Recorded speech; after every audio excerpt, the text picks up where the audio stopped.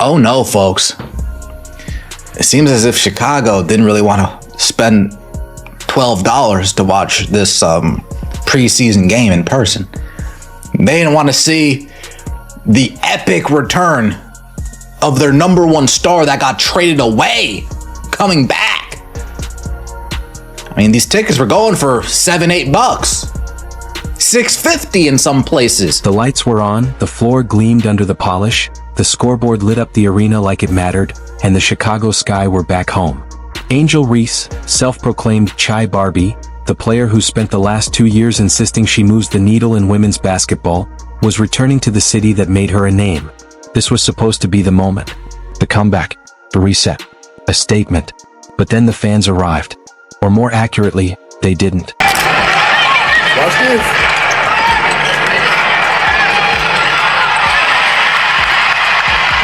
Uh-oh, now look, it's our time. Listen, when Caitlin had her preseason game, y'all wanted to come put stuff in our face and clown us. Well, guess what? Now it's time for y'all to get the same treatment. So tell me why in Angel's first preseason game, and it went exactly how I told y'all it would, she shot 28% in the paint. 0% from the three-point line. Every three she threw up there, clank. And then from the free throws, she made 4 out of 8. She had 8 free throws. They was free, and she only made half of them. Pathetic. Let's start with what actually happened on the court, because the game itself told the story long before anyone even started talking about attendance. Angel Reese stepped onto the Wintrust Arena floor for the Chicago Sky's first preseason game of 2026, a matchup against the Atlanta Dream. And things unraveled quickly. She finished 2-for-7 from the field, missed 4 of her 8 free throw attempts, and ended the night with 8 points in just 13 minutes of action. That's not a detail you can soften or spin. It was an inefficient outing from start to finish. For a player who has spent the past 2 years building her profile as a central figure in the league and a defining presence for her franchise, it was the kind of performance that inevitably draws attention. And with Angel Reese, attention is something that never seems to stay away for long. It never does. She decides to let her ego get in the way. That's where she's going to be dangerous and destroy the team. And I'm being honest here because honestly, she's literally the same player from last year. She's the same player from the year before. She didn't really change that much, man. She's the same exact player, okay? As long as she can score 0 to 5 feet and don't miss layups, she will be fine. But I don't think it's the game on the court is the issue. The issue is, will she be willing to accept a role player position? If she accepts it, she will be fine. If she don't, there's going to be huge problems. This is going to be called Atlanta nightmare afterwards. I'm telling you, that's what it is. It's going to come down to that. Is she willing to accept her role? Because I said this before and I got hated for it, but I don't give a damn. Reese had made the highly publicized move to the Atlanta Dream in the offseason, which made this matchup feel even more loaded. It was, on paper, her debut against her former team. The storyline wrote itself. Returning to the building where she had previously been suspended, facing an organization she had openly had tension with, and doing it all in a city that still had strong feelings about her departure. But before the game even settled into rhythm, the atmosphere already said plenty. Inside Wintrust Arena, roughly 3,000 seats sat empty. 3,000 empty chairs in a building that was supposed to be buzzing for a moment like this. A debut with this much narrative weight usually brings noise, energy, and anticipation. But the crowd in Chicago delivered a different kind of message before the opening tip ever arrived. Now, if I had to take a guess, behind the baskets, they said, you guys don't need to sit here. Let's actually file you in to the hundreds, to the 100 sections, and we'll move you towards center court. So on TV, it actually looks like there's more people in the building than it actually is. So I'm assuming that behind this backboard, you see that it's empty. The upper deck, you see that it's empty. But I would also assume that behind the basket that we're getting this camera angle from, it is empty, and the upper deck is empty. If I had to take a guess, 1,500 people in the building? Maybe 1,500? Empty. The internet noticed immediately. It always does. Within an hour of tip-off, photos and clips of the empty stretches of seating were already circulating across X, TikTok, and Reddit. The comment sections filled quickly, split between reactions and interpretations. 3,000 empty seats for Angel Reese's return. One post read, alongside clips of her 247 shooting night. Some were surprised, others weren't, and plenty tried to read meaning into what they were seeing. But whatever side people landed on, the visual itself was hard to ignore. Empty seats don't argue and they don't explain themselves. They just exist, and in Chicago that night, they became part of the story just as much as anything that happened on the floor. It's been a while, and I'm sure you came back to a sellout crowd that could not wait to see you, or not. Only 6,724 fans showed up to the Wintrust Arena. Yeah, it holds about 9,500 fans, so we're talking roughly 3,000 fans away from being sold out to see the return of Angel Reese and the defeat. Now, here's where the conversation gets more complicated, because this wasn't the first time a version of this storyline had surfaced. People started drawing comparisons back to May 2025, when Angel Reese and the Chicago Sky traveled to Baton Rouge for a preseason exhibition at the Pete Maravich Assembly Center, her college home, the place where she became a national champion and a national figure. On paper, it was supposed to be a celebratory return, but the atmosphere that night didn't fully match the expectations. Reports and circulating clips at the time showed sections of empty seating, especially in the upper areas, which were never fully opened. Ticket prices dropped dramatically on resale platforms, and even then, demand didn't translate into a packed arena. When those images made their way onto social media, they stayed there. And now, people online are revisiting that moment alongside what happened in Chicago, connecting dots whether or not they fully align. Because from their perspective, the pattern looks familiar. A high-profile return, heavy narrative buildup, and an arena that doesn't fully reflect the hype around it. Whether that comparison is fair or not is exactly what's being debated. But in the age of clips, angles, and instant reaction, context often gets reduced to visuals, and those visuals are what keep getting replayed. Yeah, just being grateful for the opportunities that I did have here in my first 2 years. A lot of positives, and it came on to a lot of support for both teams. So really happy and grateful, and happy to be here tonight.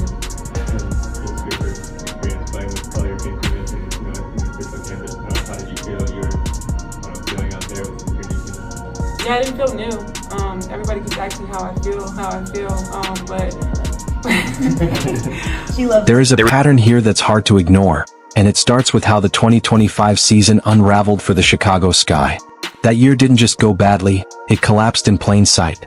The Sky finished 10-34, missing the playoffs for a second straight season and ending up among the lowest records in the league.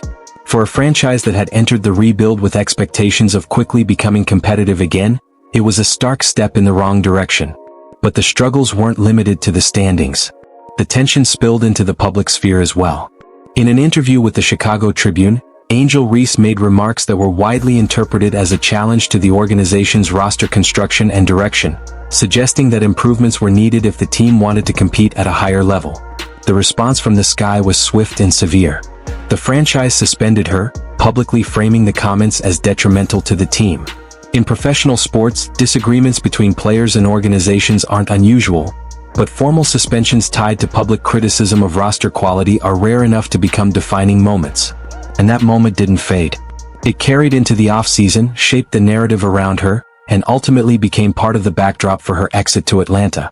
Once a situation reaches that level of public fracture between player and organization, it doesn't stay contained to a single season. It follows both sides into whatever comes next. Reese said that she doesn't believe her teammates Rachel Banham or Haley Van Lith are capable of leading a playoff team. And according to the Tribune, Reese believes that the team needs to be overhauled this season around just two solidified pieces on the 2026 roster, herself and Camila Cardoso. She said, "I'm not settling for the same crap we did this year. We have to get good players. We have to get great players. However I can help to get the best here, that's what I'm going to do this offseason. I'd like to be here for my career, but if things don't pan out, obviously I might have to move in a different direction and do what's best So for when me." the 2026 preseason rolled around and Angel Reese was back in Chicago wearing Atlanta Dream colors, there were already layers of narrative stacked on top of the game itself. The franchise fallout, the suspension, the off-season move, and the lingering question of whether her chapter in Chicago had truly ended, All of it hovered over the moment. And underneath those storylines sat the most persistent critique of her game, one that has followed her since her rookie season: efficiency around the rim. It's a talking point that resurfaces every time she has a quiet scoring night. Her rebounding numbers are strong on paper, often eye-catching, but critics argue they sometimes reflect missed opportunities, finishing her own attempts rather than consistently converting high-percentage looks or generating second-chance points off others' misses. After this performance, that conversation returned quickly. Because in basketball, certain debates don't disappear. They wait for the next game that gives them room to come back into focus. This whole time, you guys were serious about Angel Reese rebounds coming from her own layups? I ain't believe it till today. Like, I'm looking, I see she got 7 in the first quarter. I'm like, oh yeah, she balling. I go on ESPN, Angel Reese offensive rebound. Angel Reese miss. Angel Reese offensive rebound. Angel Reese miss. Angel Reese offensive rebound. Angel Reese blocked. Rebound. Angel Reese blocked again. Rebound. Bruh, do you not have other teammates, gang? After the second man's just passed the ball.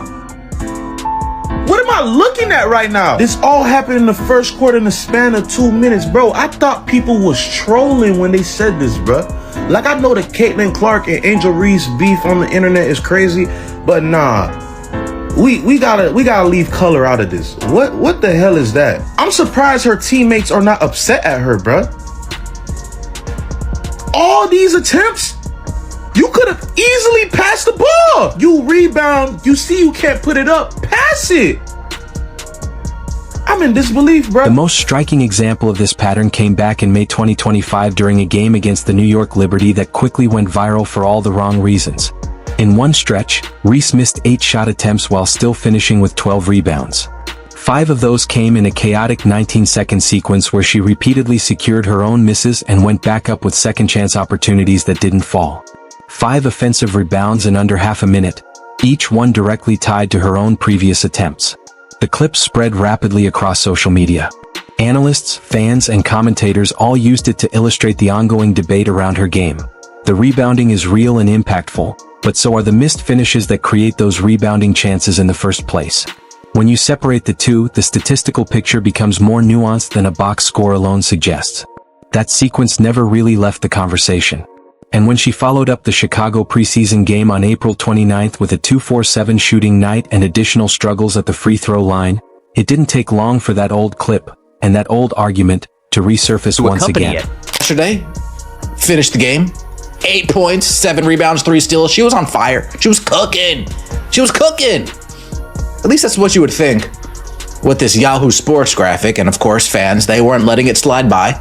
Well, shot 2 for 7. You can find better hoops at an 8th grade AAU. Damn. Poster stats, dog. 2 for 7. Field goal under the rim. 4 for 8 from the free throws. Ouchie. Here's what makes the conversation around her shooting efficiency so persistent. The criticism isn't about Reese taking low percentage or overly difficult shots. It's not about forced threes or deep pull-up attempts. The issue that keeps coming up is much simpler, and for that reason harder to dismiss. It's the shots right at the basket. Close-range finishes. Layups. Free throws. The kinds of attempts that, for a player with her size, strength, and athletic profile, are typically expected to be reliable scoring opportunities. At 6 feet 3 inches, the assumption is that finishing near the rim is supposed to be a foundation of her game, not a recurring question mark. But that's exactly where the discussion keeps landing. Across games, across seasons, even across preseason outings, the same pattern tends to resurface. Efficiency around the basket doesn't always match the volume of opportunities she creates or earns. And that's what makes it stick. Because when the most talked about part of a player's performance after a game isn't their impact, defense, or rebounding, but their missed shots, it signals that the narrative around their offensive game hasn't shifted in a more favorable direction yet. This is the game from tonight. Angel Reese was shooting the three. Angel Reese steps away in the passing lane, forces the turnover, calls her own number. What is this? I bet that was highly. She fouled out of the. Her that shot. Angel Reese doing pathetic. Some action on the defensive glass. Was excited for her opportunity to return to Chicago. And now this league in you think she's Kayla Clark? Up there as well. blocked the rebound. We've got two new teams here in the league this year. Angel Reese on her head, going right at Cardoso.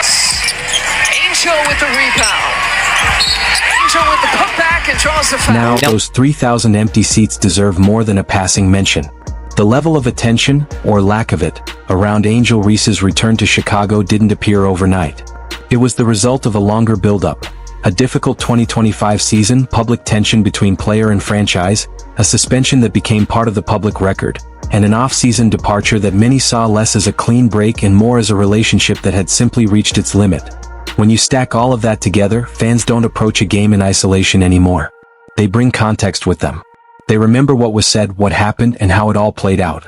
So when the choice came to attend a preseason return game, some didn't make it into the arena. The empty seats became part of the visual story, but interpreting what they mean depends on how you read the situation.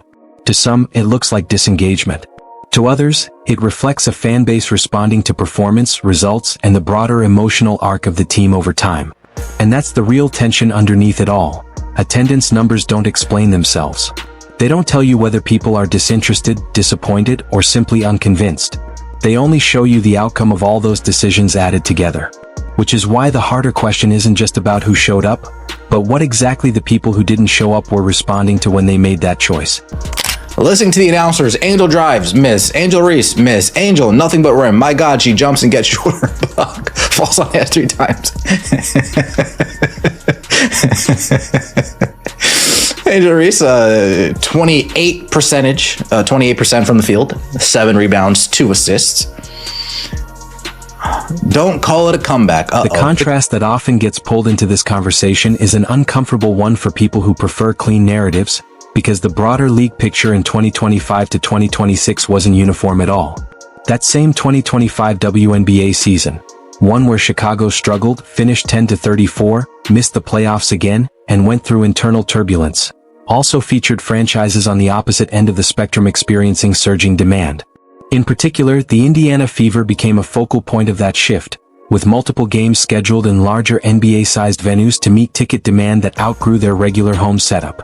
Other teams, including the Atlanta Dream, Connecticut Sun, and Dallas Wings at different points, also adjusted venues for select matchups based on expected attendance and market interest. By the 2026 season, that trend of scaling up venues continued in certain markets, with some teams planning a significant portion of their schedule in larger arenas depending on demand, matchups, and availability. What makes that comparison unavoidable in these discussions is not just the attendance itself, but what it signals about where fan interest is concentrating across the league at different moments. Growth in one part of the WNBA can exist at the same time as uneven engagement in another, and both can be true without canceling each other out. And that's where the numbers matter most. Attendance figures don't explain why people show up or stay away. They don't add commentary or context. They only reflect the outcome of a long chain of expectations, performances, narratives, and decisions made by fans over time.